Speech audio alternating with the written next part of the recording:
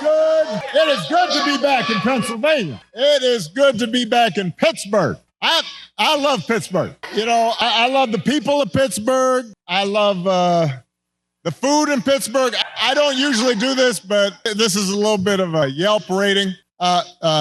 Just had some of Pamela's pancakes. I first had those like 10, 15 years ago when I was running. And I was all like, I need some of those pancakes this time out. And even though I'm from Chicago, some of you may know, when I was a kid, I was a Steelers fan. So, and watching the Steelers this season, it seems I'm not the only guy from Chicago who likes being in Pittsburgh. So far, Justin Fields is doing pretty good. Now, before we get started, we have a little bit of work to do here. All right, so I want everybody to be, just settle in. We got some work to do. Before we get started, I did want to say that we are, heartbroken about the loss of life in Florida, North Carolina, states across the Southwest. We are thinking about people, families whose lives have been upended by the storms over the last couple of weeks. I could not be more grateful for the first responders and FEMA professionals who have put themselves in harm's way to try and help. It's times like this when you realize having honest, competent leadership in government really matters. It makes a difference. And today I'm asking you to vote for some of those leaders, including some folks we need working with your outstanding governor, who you just heard from, Governor Josh Shapiro. We need them in Harrisburg. So we need you to vote for your next Auditor General, Malcolm Kenyatta, your next Attorney General, Eugene DePascale, your next State Treasurer, Eric McClellan, and my buddy, your outstanding United States Senator, Bob Casey. Here in Pennsylvania, there are 3 ways to vote. You can vote early, in person, at the county election office, or at a satellite office. You can also vote by mail. And if you need to figure out how to do that, just go to iwillvote.com PA to find a place to vote early or to request a ballot. And of course, you can vote at your polling place on Election Day, November 5th. But if you're at this rally, let's face it, you're probably voting unless you are 12. So you also have to help your friends and family make a plan to vote. And even if you're 12, you can do that. Talk to your mom and dad and aunts and uncles, because together we have a chance to choose a new generation of leadership in this country and start building a better and stronger and fairer and more hopeful America. Now, you've already heard tonight, this election's going to be tight because there are a lot of Americans who are still struggling out there. They're still striving to make life better for themselves, for their families, and for their kids. And let's face it, as a country, we've been through a lot these last few years. We had a historic pandemic wreaking havoc on communities and business. Disruptions from the pandemic then caused prices to spike, and that put a strain on family budgets. And in many ways, it's felt like the aspirations of working people have taken a back seat to the priorities of the rich and the powerful. So I get it, why people are looking to shake things up. I mean, I am the hopey, changey guy. So I understand people feeling frustrated and feeling we can do better. What I cannot understand is why anybody would think that Donald Trump will shake things up in a way that is good for you, Pennsylvania. I don't understand that, because there is absolutely no evidence that this man thinks about anybody but himself. I've said it before. Donald Trump is a 78-year-old billionaire who has not stopped whining about his problems since he rode down his golden escalator 9 years ago. You've got the tweets in all caps, the ranting and the raving about crazy conspiracy theories, the 2-hour speeches, word salad, just, it's like Fidel Castro, just on and on. Constant attempts to sell you stuff. Who does that? Selling you gold sneakers and $100,000 watch and most recently a Trump Bible. He wants you to buy the Word of God, Donald Trump edition. Got his name right there next to Matthew and Luke. I mean, you could not make this stuff up. If you saw it on Saturday Night Live, you'd say, well, no, that's going too far. No, he's doing that. It's crazy. And the reason he does it is because all he cares about is his ego and his money and his status. He's not thinking about you. Donald Trump sees power as nothing more than a means to an end. He wants the middle class to pay the price for another huge tax cut that would mostly help him and his country club buddies. Doesn't care if he costs more women their reproductive freedoms because it won't make a difference in his life. Do not boo, vote. They can't hear your boos, but they can hear your votes. Most of all, Donald Trump wants us to think that this country is hopelessly divided between us and them, between the quote unquote real Americans who support him and the outsiders who don't. Because having people divided and angry, he figures boosts his chances of being elected. And he doesn't care who gets hurt. I mean, think about it. Just the other day, we learned that on January 6th, a couple years ago, Donald Trump was told that Mike Pence was in the Capitol about 40 feet from an angry mob chanting, "Hang Mike Pence." And his response was, quote, "So what? Don't boo." If Donald Trump does not care that a mob might attack his own vice president, do you think he cares about you? Pennsylvania, we do not need 4 more years of that. We don't need 4 more years of arrogance and bumbling and bluster and division. America's ready to turn the page. We are ready for a better story, one that helps us work together instead of turning against each other. Pennsylvania, we're ready for a President Kamala Harris. And the good news is Kamala Harris is ready to do the job. This is a leader who has spent her life fighting on behalf of people who need a voice and a champion. Somebody who was raised in the middle class, who worked a summer job at McDonald's while she earned a degree, who believes in the values that built this country. Somebody who has served with distinction in every office that she has ever held. I think we probably had a fainting spell back there. So let's make space for the emergency folks. This happens sometimes. Everybody bend their knees a little bit. You've been standing for a while. You can dance if you want. I just suggested bend your knees, but she'll be okay. Kamala is as prepared for the job as any nominee for president has ever been. That's who Kamala is. And in the White House, she will have an outstanding partner in Governor Tim Walz. Tim is a veteran. He is a teacher. He's a coach. He's a hunter. He's been a great governor working with Democrats and Republicans to get stuff done. He can also take a vintage truck apart and put it back together again. You think Donald Trump can do that? For that matter, do you think Donald Trump has ever changed a tire in his life? No. I'm just trying to picture it. The point is, if you elect Kamala and Tim, they won't be focused on their problems. They'll be focused on yours.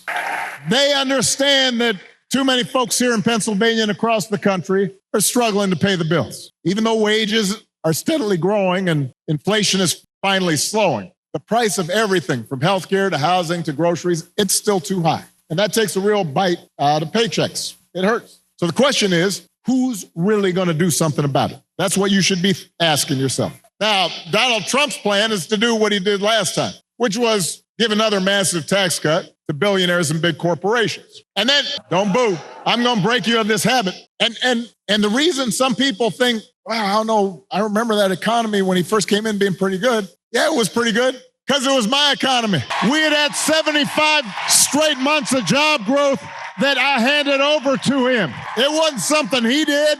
I had spent 8 years cleaning up the mess that the Republicans had left me the last time. So just in case everybody has a hazy memory, he didn't do nothing except those big tax cuts. His other big economic plan now is to slap tariffs on everything, from food to TVs. Now, understand what tariffs are. Anything that's coming from that's made elsewhere and comes here, you slap extra money on top of it. And if other countries are cheating, in some cases, it makes sense because you want to have a fair playing field. But what he's proposing is basically a Trump sales tax that could cost the average family almost $4,000 a year.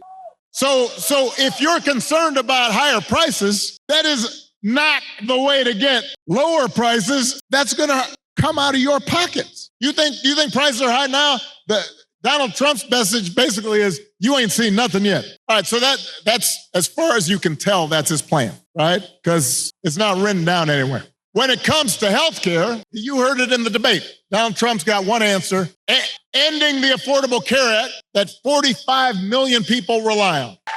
The other day, his running mate, J.D. Vance, you got to vote. The other day, his running mate had the nerve to say, Donald Trump salvaged the Affordable Care Act. I mean, Donald Trump spent his entire presidency trying to tear it down. And by the way, he couldn't even do that right. And now, 8 years after he was elected, when he was asked about what he was going to do, he says he's got concepts of a plan for how he'd replace it. I want you all to think about this for a second. Let's say your boss gives you an assignment, a project. He says, I need this on Friday. And Friday comes around and he says, so, did you finish that project I asked for? And you say, well, I actually haven't started, but I have a concept of a plan. Or you could try it at home.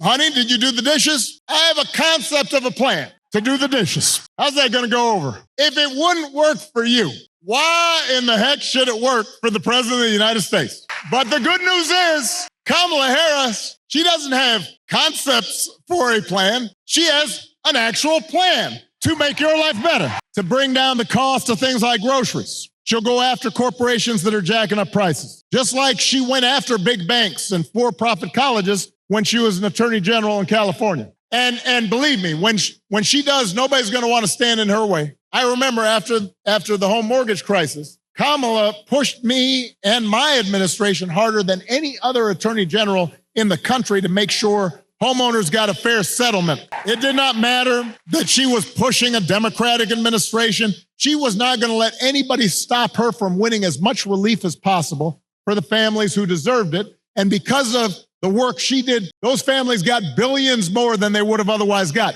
That's the kind of president Kamala Harris will be. To lower housing costs, Kamala will cut red tape and work with governors like Josh Shapiro, as well as the private sector, to build 3 million new homes. And she'll give first-time home buyers up to $25,000 to help with the down payment. Plans, concrete plans. And for a lot of folks, that could be the difference between watching their dreams pass them by or finally owning a place of their own. To lower healthcare costs, Kamala already worked with Joe Biden to take on the drug companies and bring down the cost of insulin and hearing aids and more than 50 prescription drugs. And as president, she will never stop working to limit out-of-pocket costs and protect your care. That's who Kamala is. She's got a track record of doing it. And here's a big one. Instead of giving more tax breaks to billionaires and raising prices on working families, Kamala will give a tax cut to 100 million middle class and working people here in America. So if you're a new parent,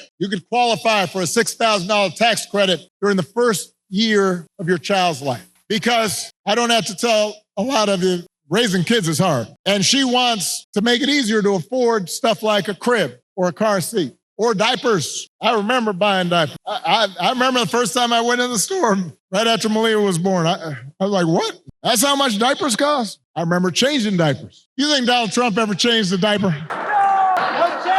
I almost said that, but I decided I shouldn't say it. If you're starting a small business, Kamala Harris will give you a $50,000 tax credit to help you get it off the ground. That's who Kamala Harris is. That's what she stands for. So with Kamala, you've got actual plans. Trump, concepts of a plan. Now, if you challenge Trump to elaborate and enumerate his concepts, he will fall back on one answer. J.D. Vance does the same thing. Doesn't matter what the issue is, housing, healthcare, education, paying the bills. Their only answer is to blame immigrants. They want you to believe that if you let Donald Trump round up whoever he wants, by the way, and ship them out, all your problems will be solved. Now, we've got real issues at the border. We are a nation of laws and a nation of immigrants. We have to make sure it's fair. There are communities at the border that can be overrun. We've got to actually solve a problem. But when I hear Donald Trump talking, I've got one question. As I recall, Donald Trump was president for 4 years. And if rounding up and deporting millions of desperate people and building the beautiful wall, and didn't matter whether some of those folks you rounded up were women and children, if that's the answer to everything, well, why didn't you solve the problem? Why were the number of immigrants basically the same when you left office as when you took office? I'll tell you why. Because he didn't have a real plan. He had talking points. He had concepts of a plan. And the plan was mean and ugly. And it was designed to enhance his politics and make people angry, not to solve the problem. You know what would actually help bring order to the border and fix our immigration system? The bipartisan deal that Kamala Harris supported, even though it was written by one of the most conservative Republicans in Congress, the same bill that Donald Trump tanked on purpose because he thinks fear-mongering is how he's going to win this election. He told Republicans, even the ones who had originally supported, don't vote for it, because he doesn't want the problem solved. We don't need a president who will make problems worse just to make his own political circumstances better. We need a president who actually cares about solving problems and making your life better. And that's what Kamala Harris will do. And to help her do it, she will need a Senate full of serious public servants like Bob Casey. I'm going to talk about this man just for a second. I've known Bob for almost 20 years. I've watched his daughters grow up. I know his brothers and cousins, and let me tell you, there are a lot of brothers and cousins. And I can tell you that no one is more humble and more honest and more rooted in his community and has more integrity than Bob Casey. You know, in Washington, folks make a distinction between work horses and show horses. And Bob Casey, he's not a show pony. All the guy cares about is doing the job and looking after you, the people he was elected to serve. That's the kind of person we need to send back to Washington. That's the kind of person who's going to help Kamala get stuff done. Folks who share our values and will do what they can to move this country forward rather than backward. That's who Bob Casey is.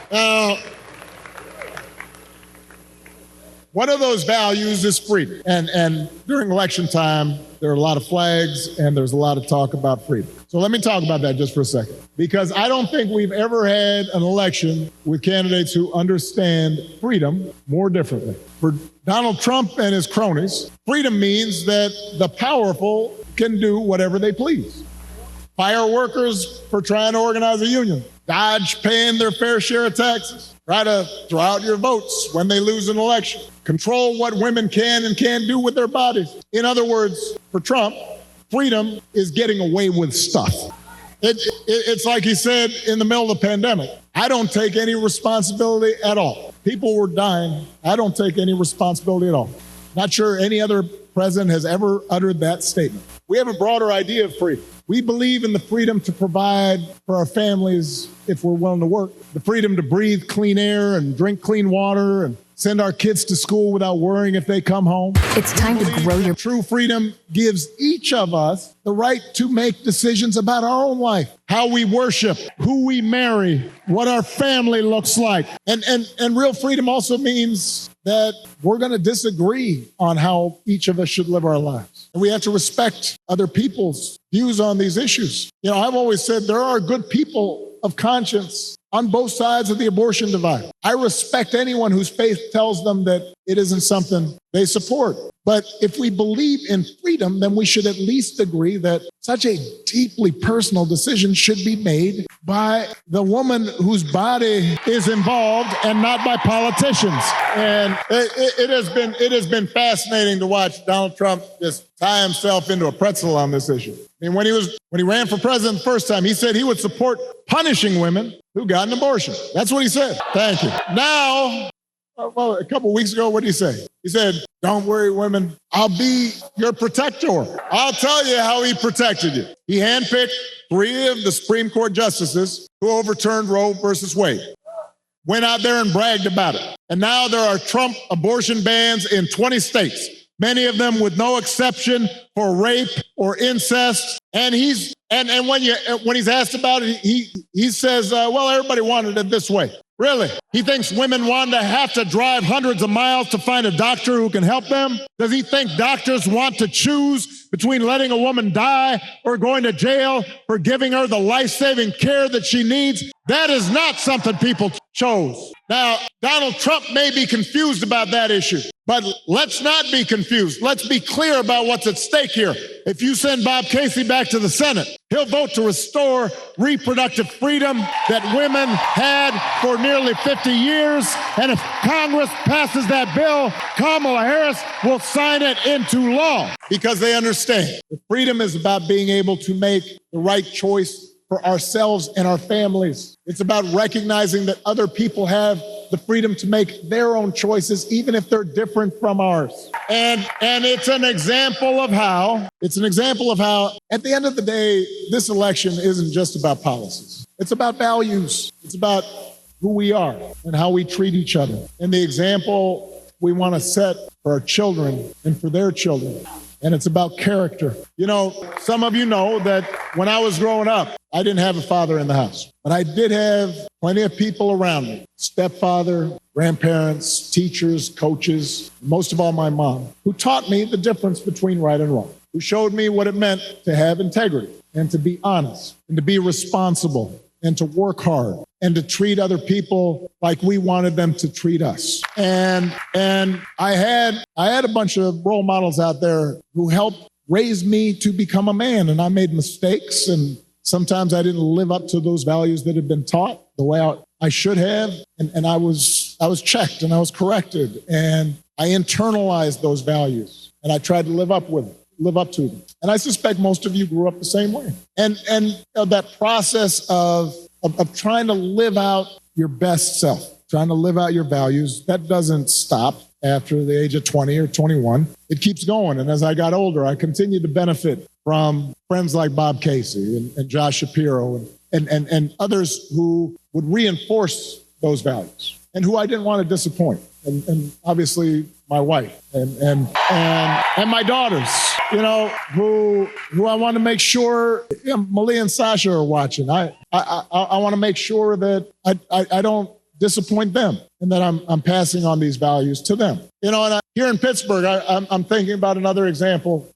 Somebody who was a dear friend of mine who's passed away now, Dan Rooney, who, you know, here was a guy who won 6 Super Bowls, 8 AFC championships, had enormous wealth and power. But I remember walking around, I guess it was Heinz Field by that time. I'm old enough to remember Three Rivers Stadium.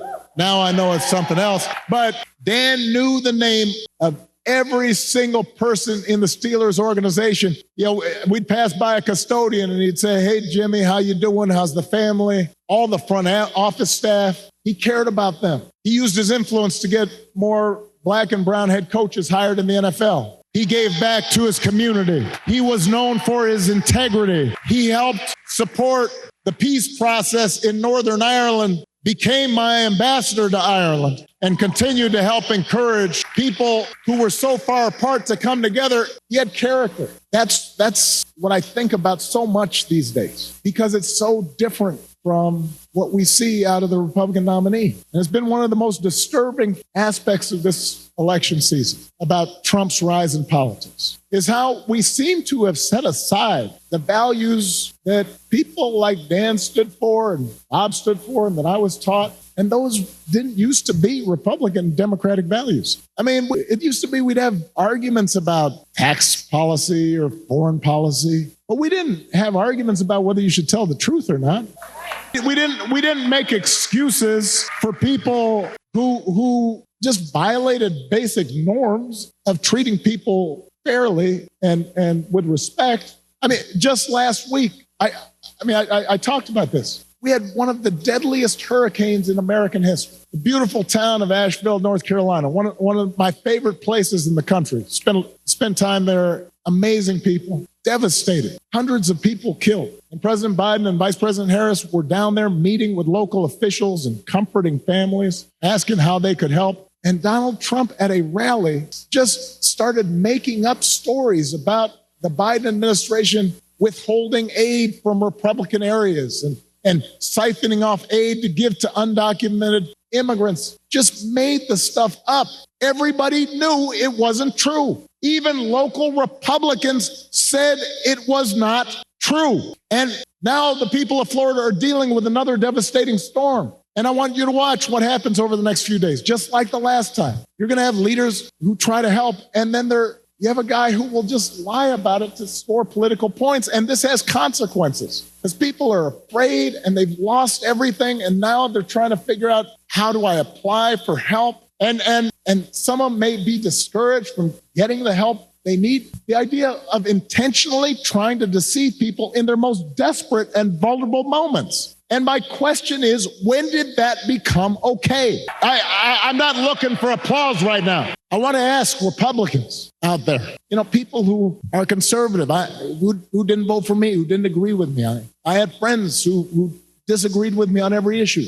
When did that become okay? Why would we go along with that? I mean, if your coworkers acted like that, they wouldn't be your coworkers very long. If you're in business and somebody you're doing business with just outright lies and manipulates, you stop doing business with them. Even if you had a family member who acted like that, you might still love them, but you tell them you got a problem and you wouldn't put them in charge of anything. And yet when Donald Trump lies or cheats or shows utter disregard for our Constitution, when he calls POWs losers or fellow citizens vermin, people make excuses for it. They think it's okay. They think, well, at least he's owning the libs. He's really sticking it to them. It's okay as long as our side wins. And by the way, I'm sorry, gentlemen, I've noticed this especially with some men who seem to think Trump's behavior, the bullying and the putting people down, is a sign of strength.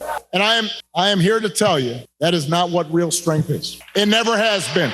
Real strength is about working hard and carrying a heavy load without complaining. Real strength is about taking responsibility for your actions and telling the truth even when it's inconvenient. Real strength is about helping people who need it and standing up for those who can't always stand up for themselves. That is what we should want for our daughters and for our sons, and that is what I want to see in a president of the United States of America. And the good news is that you have candidates to vote for in this election that demonstrate that kind of character, who know what real strength looks like, who will set a good example and do the right thing and lead this country better than they found it. So, Pennsylvania, that is the choice in this election. It's not just about policies that are on the ballot. It is about values, and it is about character. So whether this election is making you feel excited or scared or hopeful or frustrated or anything in between, do not just sit back and hope for the best. Get off your couch and vote. Put down your phone and vote. Grab your friends and family and vote. Vote for Kamala Harris as the next president of the United States. Vote for Tim Walz as the next vice president of the United States. Vote for Bob Casey and this whole incredible Pennsylvania Democratic ticket. Help your friends and family members and neighbors and coworkers do the same. Because if enough of us make our voices heard, we will leave no doubt about the election outcome. We'll leave no doubt about who we are and what America stands for. And together we'll keep building a country that's more fair and more equal and more just and more free. That is our task. That is our responsibility. Let's go do it. Thank you, Pittsburgh. Thank you, Pennsylvania. Let's go vote. We spend a lot of time deconstructing the news, trying to parse it into a form that everybody can understand. We try to find those little nitpicks where it flies above the fray, etc.